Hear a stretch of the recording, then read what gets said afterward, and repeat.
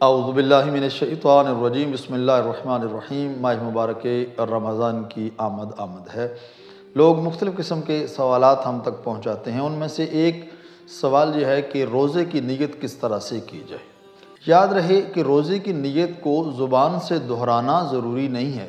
ضروری نہیں ہے کہ آپ زبان سے کہیں کہ میں کل کے روزے کی نیت کرتا ہوں، وَبِصَوْمِ غَدٍ نَوَيْتُ شہر رمضان کہنا یہ ضروری نہیں ہے، بلکہ فقط آپ کا ایک ارادہ کافی ہے کہ میں انشاءاللہ روزہ رکھوں گا، اتنا ارادہ ہی آپ کا کافی ہے۔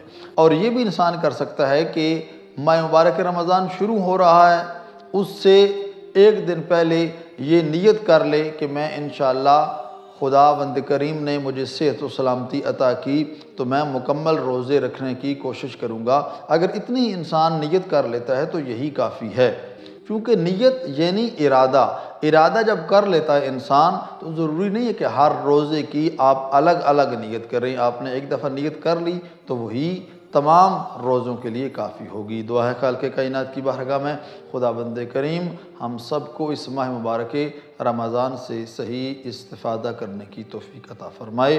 والسلام علیکم ورحمۃ اللہ وبرکاتہ۔